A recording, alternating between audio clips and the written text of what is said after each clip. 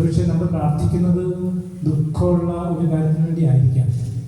പക്ഷെ നമ്മുടെ മനസ്സ് ദൈവത്തിൽ പ്രത്യാശ വെച്ചാണ് പ്രാർത്ഥിക്കുക, നിരാശപ്പെട്ട് പ്രാർത്ഥിക്കുക. നമുക്ക് ആ ഒരു പാട്ട് ഇപ്പോൾ ഒന്ന് പാടാം.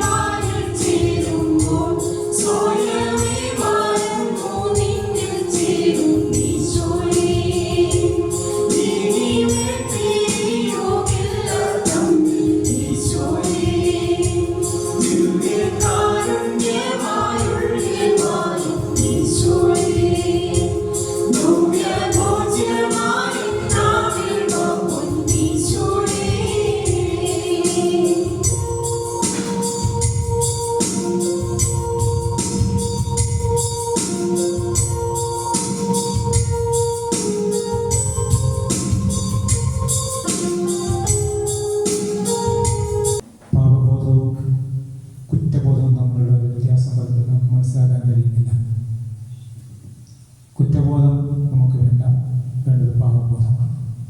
കുറ്റബോധം കുറ്റപ്പെടുത്തി പിടിക്കും, പാപബോധം പ്രത്യാസം. കുറ്റബോധം ലോകത്തിലേതാണ്, ചെലുത്താൻ്റെതാണ്. കുറ്റബോധം നമുക്ക് വേണ്ട, പാപബോധം വേണം. അത് കുമ്പസാരം എന്ന ഉദാസയിലേക്ക് നയിക്കാൻ വേണ്ടിയാണ്.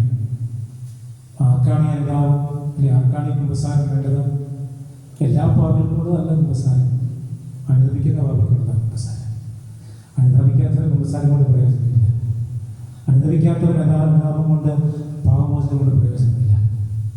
ലഭ്യപ്പെട്ട ആരാധന മധ്യയാണെങ്കിലും ചില കാര്യങ്ങൾ, ചില ബോധ്യങ്ങൾ ഈശോ തോന്നിക്കുന്നത് എന്ന് പറയുന്നത് നമുക്ക് ആവശ്യമുള്ളതുകൊണ്ട് നമ്മുടെ ആത്മീയ വഴിയിൽ നമ്മൾ ശ്രദ്ധിക്കേണ്ട ചില കാര്യങ്ങളൊക്കെ ഈശോ ഓർമ്മപ്പെടുത്തുകയാണ്.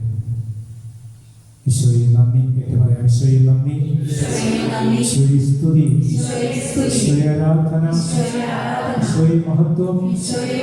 Hallelujah, hallelujah. ഈശോയെ നന്ദി, ഈശോയെ സ്തുതി, ഈശോയെ ആരാധന, ഈശോയെ മഹത്വം. കർത്താവായ ഈശോയെ, കർത്താവായ ഈശോയെ, പരിശുദ്ധനായ ദൈവമേ, പരിശുദ്ധനായ ദൈവമേ, ഞാനങ്ങയെ സ്നേഹിക്കുന്നു, ഞാനങ്ങയെ സ്നേഹിക്കുന്നു, ഞാനങ്ങയെ വിശ്വസിക്കുന്നു, ഞാനങ്ങയെ ആശ്രയിക്കുന്നു. കർത്താവേ, എൻ്റെ ദൈവമേ, എൻ്റെ ഈശോയെ, ഞങ്ങളെ ഓരോരുത്തരെയും ഞങ്ങളുടെ ജീവിതങ്ങളെയും ഏറ്റെടുക്കണമേ, ഏറ്റെടുക്കണമേ. ഞങ്ങൾക്ക് ആവശ്യമായ എല്ലാ കൃപകളും നൽകണമേ. ഈശോയെ നന്ദി, ഈശോയെ സ്തുതി, ഈശോയെ ആരാധന, ഈശോയെ മഹത്വം. Hallelujah, hallelujah, hallelujah.